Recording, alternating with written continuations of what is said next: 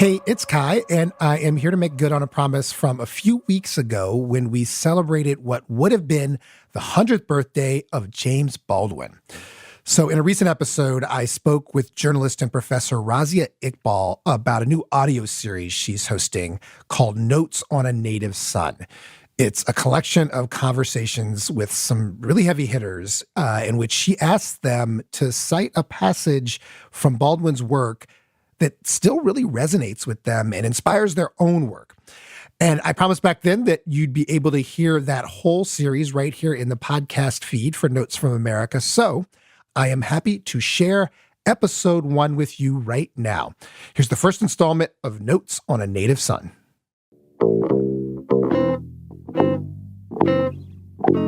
Hello, my name is Razia Iqbal. Welcome to the first episode of a new podcast, Notes on a Native Son, about James Baldwin. This year marks the 100th birth anniversary of a man unique in American letters. Novelist, essayist, activist, achingly prescient about race and racial politics in America, but also those connecting ideas, the idealized notion of the American dream and what it means to be an American.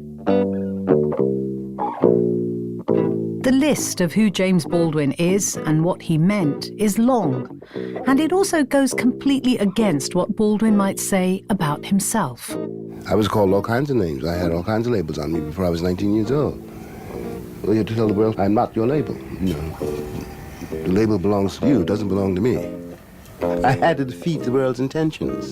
And the only way I could do that was to make it very clear that I am not at all what I seem to be to you. I know what you're seeing, but I'm not that person. And I will make you know it, that I'm not that person. And I make you know that I'm Jimmy Baldwin. So perhaps Jimmy Baldwin, the iconoclast, is our subject.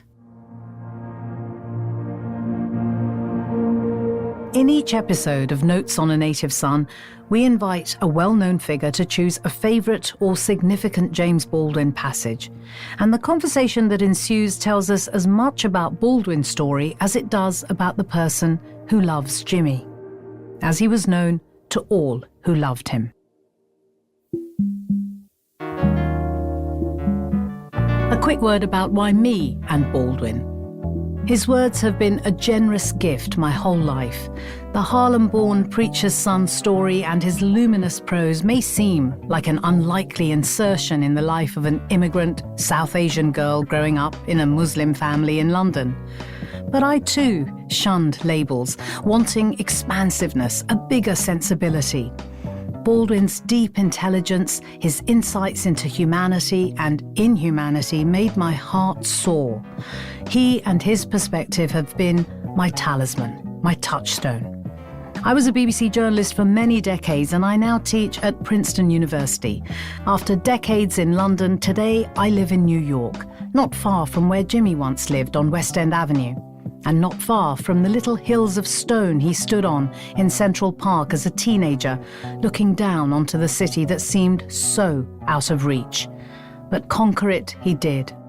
And no matter how successful Baldwin became, he carried with him Harlem and the history of being black in the United States. There are many writers who shun biographies, preferring, through the lens of their work, to be their own biographers. This podcast tries to get close to that. We have called it Notes on a Native Son, after one of Baldwin's most famous autobiographical essays, Notes of a Native Son. The essay clarifies with profound power what he is and what America is on his terms. Our first guest on Notes on a Native Son is Ta-Nehisi Coates. He is, for some, a writer who is Baldwin's natural heir. Toni Morrison said of him, "I've been wondering who might fill the intellectual void that plagued me after James Baldwin died. Clearly, it is Ta-Nehisi Coates." Coates, like Baldwin, is an essayist and a novelist. His book, Between the World and Me, won the National Book Award in 2015 and catapulted him into the stratosphere of celebrity writer. It had echoes of Baldwin's famous letter to his nephew, The Fire Next Time, Coates wrote to his son about whiteness, race, and what it means to be American. In the wake of the killing of 17-year-old Trayvon Martin in Florida by an armed civilian, and Coates' school friend Prince Jones by police, the safety of black bodies is also a theme. His critiques of America's first African-American president resulted in face-to-face audiences with Barack Obama. He is a man who's made a name for himself by taking on the big themes in the way that James Baldwin did.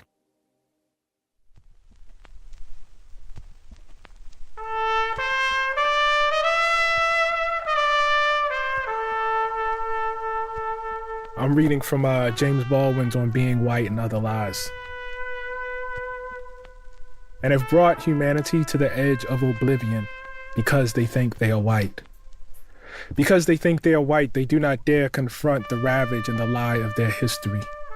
Because they think they are white, they cannot allow themselves to be tormented by the suspicion that all men are brothers. Because they think they are white, they are looking for or bombing into existence stable population, cheerful natives, and cheap labor. Because they think they are white. Ta-Nehisi Coates, thank you so much for joining our podcast. The extract that you have chosen comes from an essay originally published in 1984 in Essence magazine. Why did you choose it? You know, Baldwin, he had this great ability to say political things beautifully. And by beautifully, I don't mean ornately. I don't mean decoratively. I don't mean with purple pearls, but in a way that was clarifying.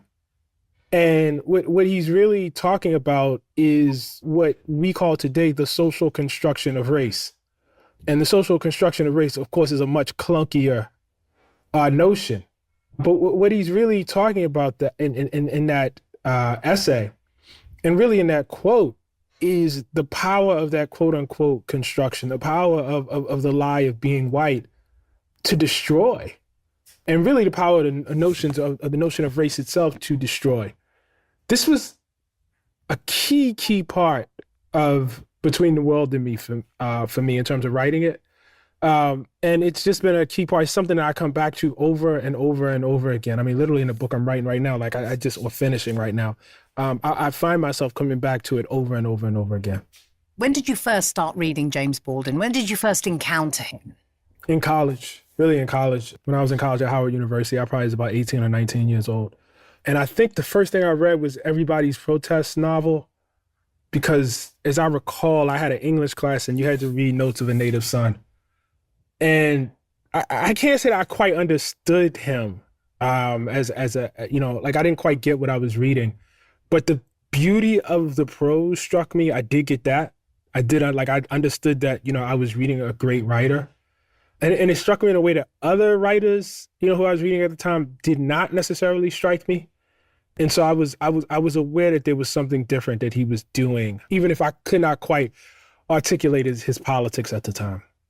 And when you started thinking about writing the book, Between the World and Me, by which time I'm presuming you understood that essay and you understood what he was trying to say in his ideas of the construction, the social construction of race, how did that then be the thing that was going to inform that book? Because, of course, it also has echoes of his essay, The Fire Next Time, which was written to his nephew, and so on. And Between the World and Me is written to your son.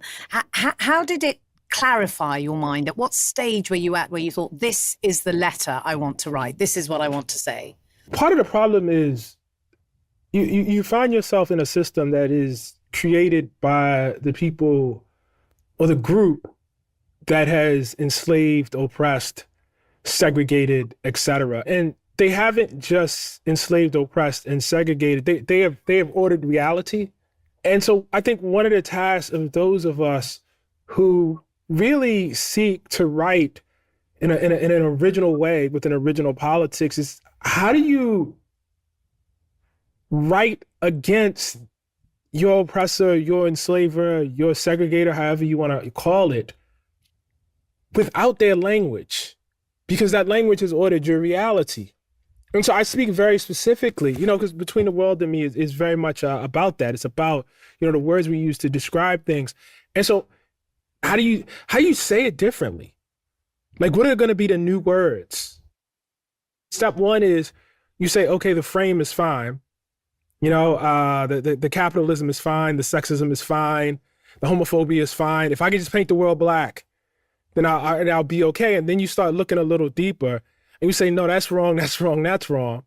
So how do I, create a politic that integrates all of that? And for me as a writer, how do I create a politic that integrates all of that and says it in a way that is beautiful? And once again, I do not mean in a way that is flowery and ornate. I mean in a way that really, really clarifies, that illuminates.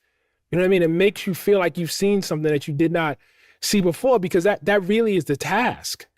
It is extremely, extremely difficult to do. You are trying not to repeat the mistakes, of a society that you've been, raised in and suffused in. The book that you wrote, which is suffused with this idea of the quote that you've chosen from on being white and other lies, it is also an actual letter to your son. I wonder at what point did you think, this is the way I want to do it, because this is about him as much as it is about what I think and what I think is going on in society? That was a decision that was made relatively late. And to be honest with you, it was a literary decision. It was because I was trying to focus my words. And I think, like with any piece of writing, I know what I'm trying to do is I'm really trying to pull the reader as close to me as I can to make it a very, very intimate experience. And so how do you do that? And the way I chose to do it with Between the World and Me was to think of the person that was, probably, closest to me in terms of who I would be having this discussion with.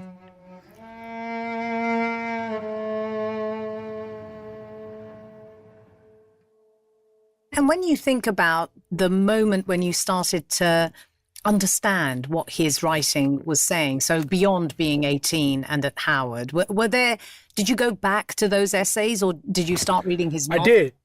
Actually, I don't think I reread Baldwin again. I mean, I would read them here and there, and there were certain essays I read, but I don't think I really did a serious study again until like 2011, 2012. So about the time I started thinking about Between the World and Me. And you know what I felt? I felt like, to be candid, and I'm not saying this was true, but I felt like there wasn't really, like that we had lost something, that there wasn't anybody really writing like that. That's what I felt like. I felt like there were people whose politics were insightful and their political writing was really, really insightful. I felt like there were novelists and poets who wrote beautifully, but this idea that the essay should be a beautiful thing, that it really should be a work of literature, and that fact could be married to a kind of immediacy where one felt our politics was. I felt like that was not there. And it's a crazy thing to like feel that and then to think, well, why don't I try it? But that's what I thought. And that there've been, I think, a lot of people who have tried, and if I may be so bold, I think the thing that they miss is, because Baldwin has become such a huge figure, because the idea of him has become so huge, because he's on posters, because there's art about him, because there are clips shared about him, it is really easy to miss the fact that he was one of the greatest essayists of the 20th century. You know what I mean? Like he was, and maybe the greatest, like he was a phenomenal writer. And the image obscures that.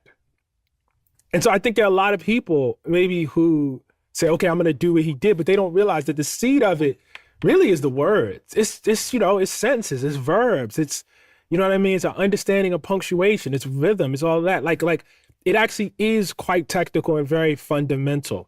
It is not a matter. I mean, he was a great speaker, you know what I mean? So I'm not, degrading that. But the thing that I really believe that lives is the words. I'm so interested in the moment that you decided that you were going to make an attempt at trying to write the way in which you were feeling about that particular idea of race. So in the way in which you were living these ideas, you were living them under the first African-American president in the United States. I mean, how much did that inform your desire to try and talk about race as a construct in the way that you chose to do it in that moment? I mean, it informed it a lot. I mean, I think what I remember is there were a couple of things going on. First, we had a black president, and Trayvon Martin had been killed. And I was thinking about that. And President Obama used to have this tradition where he would call in reporters and journalists, and they would have off-the-record conversations. And I had criticized him a couple times, and he would make a point of calling folks in who had, maybe had written, something about him. And once I had come in, and he had brought up the criticism. The second time I came back, and I just, we had this back and forth, and I was walking home. Actually, I'm sorry, I decided to walk from the White House to Union Station because I was like trying to get my thoughts right. I just, sat here with the first black president. And that was about the time I was rereading The Fire Next Time. And so it's like all these thoughts were mixing in my head. And then at the same time, there was something that was much, much older. And that was the killing of my friend Prince Jones, the murder of Prince Jones. And that was in my head too. And I had always, really, like, I felt like I had never really dealt with that like I should. I got to Union Station and I called my editor, Chris Jackson, and I talked about it. And, it's not like most people have like book ideas. They say, okay, this is the idea for the book. And I didn't really have that. I just felt like this is a moment. And there should be something in this moment. You know what I mean? That really, commemorates the time. And I can't allow us to be in this moment in the conversation without asking you if you would be willing to say something of the nature of that conversation between you and President Obama. Oh yeah, he had this habit of when he talked to black audiences, really harping on. How do I put this? I want to put this in the best, in the best light. Really talking about like the need for a kind of collective morality among them, and asserting that collective morality would in fact, be key in remedying some of the socioeconomic gaps between black people and America. And I just didn't think that was true. I think it's less true even today than I did then, but I really just thought it was completely untrue. And I wrote that, and I phrased it very aggressively. And as I recall, he had gone to Morehouse and said this, and then his wife, Michelle Obama, the first lady, had done the same at Bowie. And so I just said it, I don't think I was disrespectful or anything, but I said it very directly and very, very clearly. And he didn't appreciate it. He didn't appreciate it. And I get it. I mean, I don't know how you're the first black president and be any other way. I mean, if that's what the aim is, then I get it.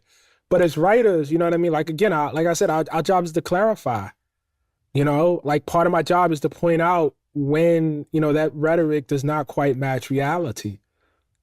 I felt that very strongly, like, again, he wasn't rude. You know what I mean? Like it wasn't like, he brought me in there and cursed me out or X, Y, and Z. I was a lot younger, and I think I probably was not like I didn't understand what I was walking into.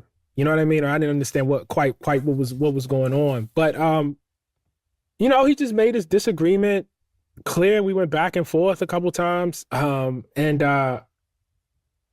as I'm thinking about it, that actually was the first one. And then the second one was something else I criticized him on. And and that really was the one. Like that was, one way it was extremely, contentious back. But again, he wasn't, I don't want to paint the wrong picture. It's not like he was rude or anything. You know what I mean? I think he was very appreciative of the debate. But the fact that it had happened, it just really struck me. And I just felt like I was in the middle of something. You know what I mean? I didn't know what it was. And I didn't know what I was going to write. You know, so I called my agent and I called my editor, and then I called my agent, Gloria Loomis, who actually knew Baldwin. Wow. And I told her, I said, I'm rereading Fire Next Time. My God, this is incredible. Like, why aren't people writing like this now? And she said, well, it was only one Jimmy. It was only one Jimmy. She said, listen, I mean, nobody can beat Jimmy. You know what I mean? But she said, but I think you might be able to do it. That's what she said to me. She said, well, you want to try? She said, look, a lot of people try to say, but I think you might. And my agent has said the same thing. He said, well, the road is littered with writers. All these attempts to redo Fire Next Time, the Fire this time, the Fire that, the Fire, you know what I mean? The Water, blah, blah, blah, blah, blah. The road is littered with people trying to do this. But he said, but I think you might be onto something, and that meant a lot. I'm sure it did, and it obviously was the spur for you to write what you did go on to write. I mean, I'm so interested in this position you found yourself in that moment, because I'm thinking so much about Baldwin in his time. He knew all the leading figures inside the civil rights movement. He also knew Robert Kennedy. There was this kind of space that he occupied, which feels, in the context of what your agent said to you, was, there is only one Jimmy. And I think we can all agree, there is a consensus that he was indeed a unique figure. But it does feel as though both the reception of the book, as well as what Toni Morrison said about you, that she was worried about the void that Baldwin's death left, and that you were the natural inheritor of that. What's your view of that kind of coupling of you with Baldwin in that way? I take it as a high honor. He was, like I said, he was the inspiration. So it's not like I can run away from it. No writer is going to be the same as another writer. You know what I mean? Like, you're never going to be the same. But I like, if I had to pick an essayist who was the biggest inspiration, for my nonfiction, who like, if I had to pick lineage, that's who it would be. He would be my grandfather or my father or whatever. You know what I mean? Like that's what I would say. And the fact that Toni Morrison, who again knew Baldwin, saw that without prompting. And I had never talked to her about this. You know what I mean? Like, we had not had a conversation about this. You know what I mean? She didn't do a ton of blurbs. So for somebody who knew him, read him, etc., to say that, I accept it. And the way I accept it is not just as a compliment, but as a charge. I've always said this. Like, to me, that meant that, I had to live that out. I had to make myself worthy of it. That was how I felt. I felt like I had to make myself worthy of it. And I still feel like that.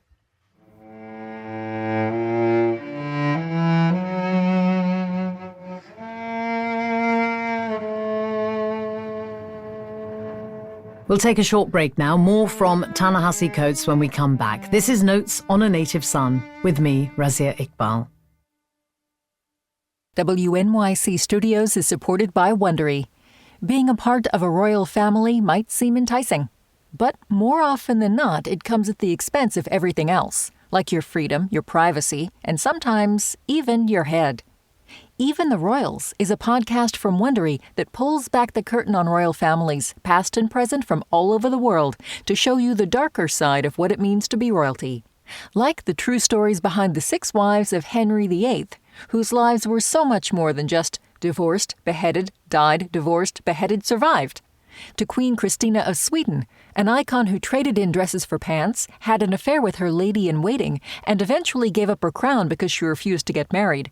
Throw in her involvement in a murder and an attempt to become Queen of Poland, and you have one of the most unforgettable legacies in royal history. Instead of settling for a predictable royal life, these women blew theirs up in the name of freedom and embracing their true selves. Follow Even the Royals on the Wondery app or wherever you get your podcasts. You can binge Even the Royals ad-free right now on Wondery Plus.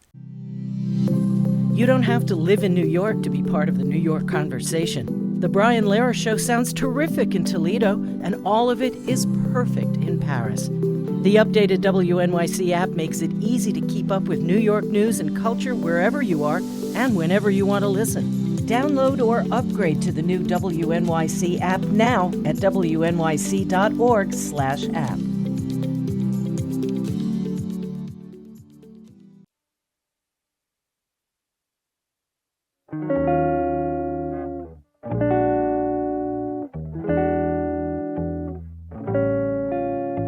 Let's remind ourselves of that quote that Ta-Nehisi Coates has chosen. "And have brought humanity to the edge of oblivion because they think they are white.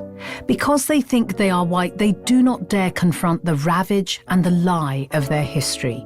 Because they think they are white, they cannot allow themselves to be tormented by the suspicion that all men are brothers.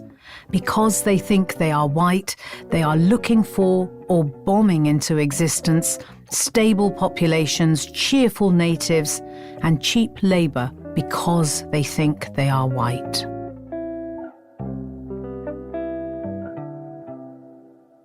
You're listening to Notes on a Native Son with Razia Iqbal.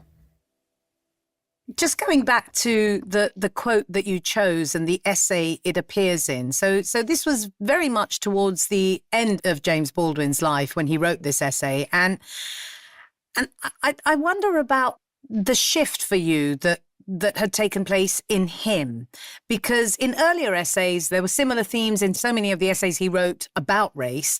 But in this one, it feels as though he is basically outlining what he had always thought, which was that being black was something that white people imposed on black people. That construct allowed them to subjugate black people, but it felt like a clarifying exposition of his ideas that he had been playing around with in different scenarios for many, many decades.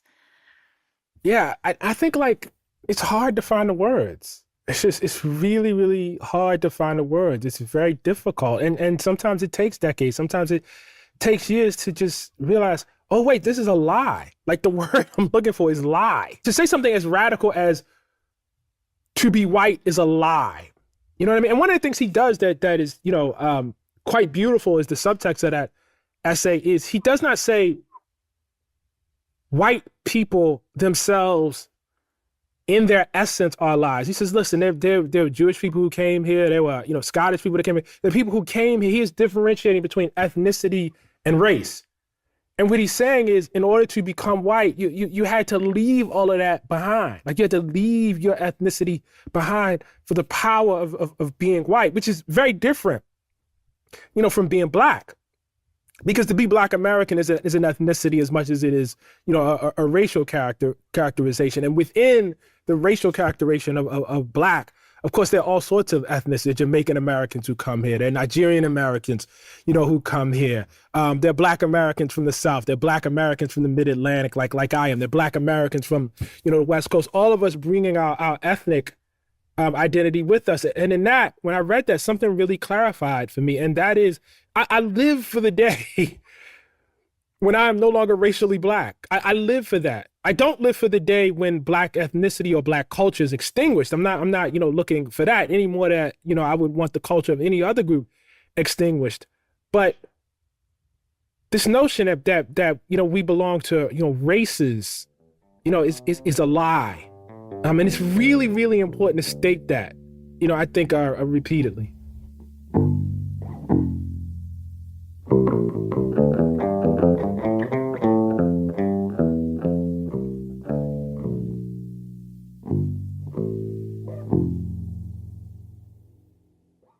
In your book, you alluded to the death of your friend, Prince Jones, and also Trayvon Martin. And since then, of course, we've seen other murders of young Black men at the hands of the state, the police, etc. The most notorious of all, of course, the murder of George Floyd. When you reflect on what you have learned from Baldwin, from writing your own book, how much do you think about what's required in order for those sorts of things to shift, for that to stop happening time and time again? A lot. I think about it a lot.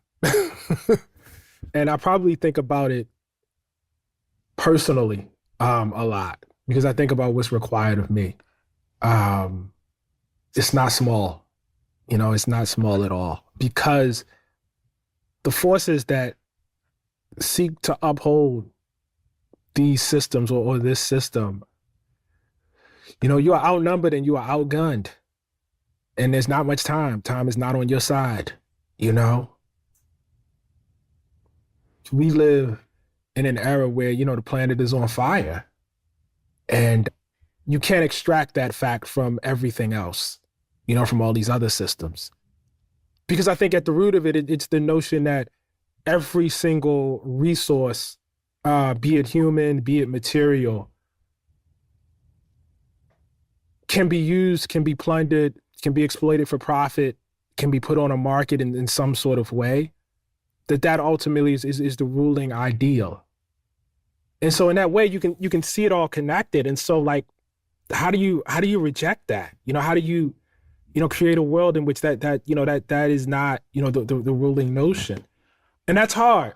But I think writers have a real important role to play in that, because writers create language. They create ways of talking, and thus, ways of clarifying things. And so I actually think the writer's role in that is sacred. Earlier on in the conversation, I would expect you to talk about when people compare you to Baldwin, that you see it as an honor. I wonder what you feel on a day-to-day basis. Is he a talisman for you? Is he somebody whose spirit you have with you as a writer? Yes, every day. It's just a reminder to write harder. Finding that language, it is excruciating. It feels like physical labor, because you write a sentence and it's like, no, that's not it. And then you rewrite the sentence, no, that's not it. No, that's not it. And you just do that for hours on end. And, I have days where, I just, I gotta lay on the bed afterwards, days where my head hurts, from doing it so much. And, then I read something, like I, started this interview reading, and you think, oh, wow, that's what you're trying to get to. That's the place you're trying to get to. And it's extremely, extremely difficult, like to know something, to reach the understanding of something, and then to find language for it. It's hard. And so I need people who've done it before me to remind me that it is a possible thing. It's so powerful to hear you talk about his presence for you. He obviously matters a great deal to so many people. And you had alluded earlier to this idea of, the memes, the clips, the T-shirts, the mugs, whatever, the posters, and it is ubiquitous. And I wonder how you reflect on his place in society beyond what he means to you very personally as a writer, but also very politically as a writer, as you've articulated. That's a hard question, because I don't think, and maybe it's because of the nature of my work, it's hard for me to, I see the image of him, but when I think of Baldwin, I think of his words. And that's just, I think, because of who I am. I think other people probably, if you were talking to, I don't know, like somebody from the LGBT community, for instance, who was not a writer, they might say something totally, like, they might say that, the fact that this guy was out here and he was public and he was gay and he did not, like, that meant a lot to me, and that gave me courage. You know what I mean? So I think, maybe for other people from other walks of life, with other professions, they probably can see, other things. But for me, like, it really just comes back, to the writing at the end of the day. Is it the essays more than the novels for you? Because you also have written both. Yeah. It's probably the essays more than the fiction. Yeah. Yeah. And to be honest with you, I need to, I read, some of Baldwin's fiction when I was much younger. Just like I did the essays, I probably need to go through a period of studying the fiction. To be honest with you, I'm a little scared, because a number of people, like, the prevailing opinion is that the essays are better. So I don't want to be disappointed. You know what I mean? I kind of have avoided them for that reason, which is not a good reason, man. I mean, and that's not really charitable either. I would say to you, as someone who has read his novels time and again, I think he is an exceptional novelist. And thank you for saying that. I really do think he is. For me, his ambition in those first two novels, Go Tell It on the Mountain and Giovanni's Room, feel to me like a writer who is embodying being a writer in a way that is so transformative for the reader. He is so ambitious. Go Tell It on the Mountain is clearly autobiographical, and Giovanni's Room, of course, is informed by the fact that he wants to explore the relationship between two men. But what does he do? He explores the relationship between two white men. So I would urge you to go back, and I don't think you'll be disappointed with the novels. Thank you. I appreciate that. I've gotten scared off. But I appreciate that. No, and I need to do it. I really do need to do it. I want to ask you about your son, because Between the World and Me was written to him, and you explained the kind of development of that. It wasn't originally meant to be that. But I wonder to what extent, given that he is the next generation, you also impart to him your love for Baldwin and your love for the ideas that Baldwin continues to teach us about. That's such a great question.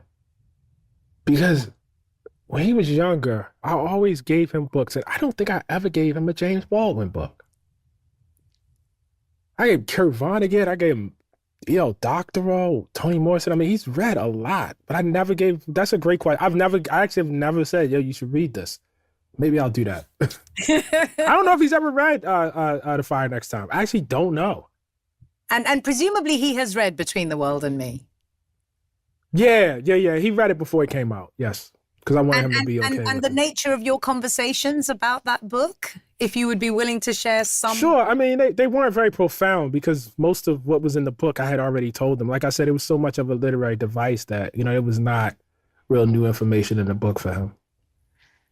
I'm imagining that you get asked to speak to young people often. I don't know how often you take up that role, but it seems to me that I'm sure you are in much demand. I mean, when you do speak to young people, not least at Howard, I mean, I wonder the extent to which that Mecca that you describe in Between the World and Me, it has changed, and how much optimism and hope you have in the context of the way in which young people are informed about these issues. Yeah, there's no probably place where I feel more hopeful than like when I'm on my way to class there. It's a beautiful thing. I mean, because you're in a country where you are bombarded with images and ideas of young Black people doing wrong, and you walk onto a few acres, in the nation's capital, and you're surrounded by young Black people who are just trying to improve themselves, and it's a remarkable thing. And then to walk into a classroom and they're trying to write. I've had moments when, I was having a bad day because of something else, in my profession. And I've just sat out on the yard and just watched, the young folks walk by. And it's a very, very beautiful and powerful thing. Does it ever feel like a burden for you, even ever so slightly, that you were talked about in the same breath as Baldwin, seen as somebody who carried that mantle? I mean, does it or is it just a kind of welcome responsibility that you're happy to take on? No, it doesn't feel like a burden. I mean, I think what I feel sometimes is I think, I was telling my wife this yesterday, I think a lot of times I have difficulty seeing myself. And so I think sometimes when I'm writing about things or saying things, it's just hard for me to believe that I'm actually the person doing it, as weird as that sounds. Well, I was just going to ask you what you meant by you having difficulty seeing yourself, because the perception people have of you in the world, the literary world, the political world, the journalistic world, is very present and well defined. So I wonder what you mean by that. Yeah, I probably can't see whatever that thing is. It probably is not recognizable to me, which doesn't mean it's not true, by the way.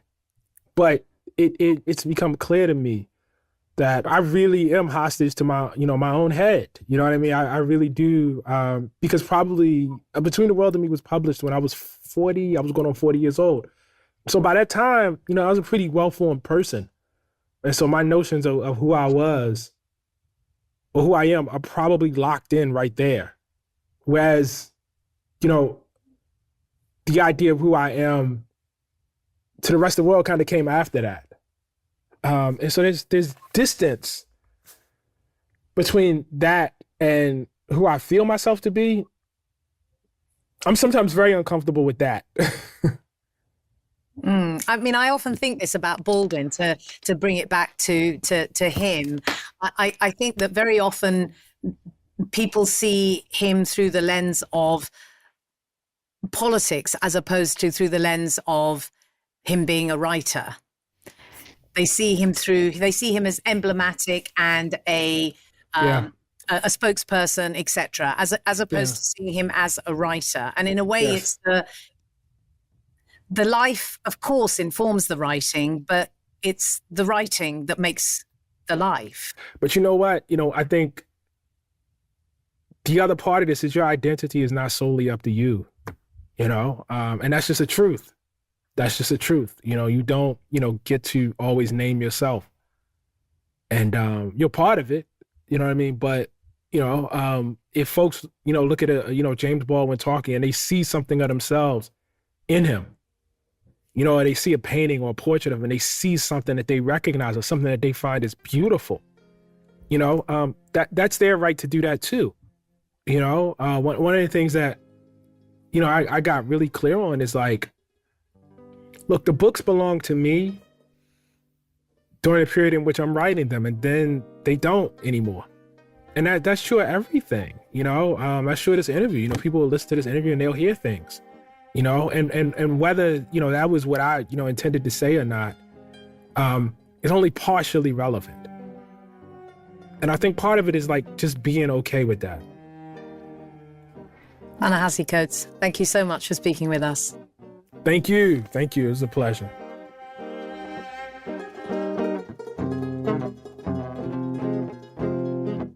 Ta-Nehisi Coates speaking to me, Razia Iqbal. This has been Notes on a Native Son, a new podcast about James Baldwin, brought to you by WNYC Studios and sponsored by the School of Public and International Affairs, Princeton University. In the next episode, we'll hear from the civil rights lawyer, Brian Stevenson. It is a Sea Salt and Mango production produced by Tony Phillips. The researcher is Navani Rachumalu. Lindsay Foster Thomas is the executive producer for WNYC Studios, and Karen Frillman is our editor. Original music is by Gary Washington. The sound designer and engineer is Axel Kakoutié, and special thanks to Dean Amani Jamal of Princeton University.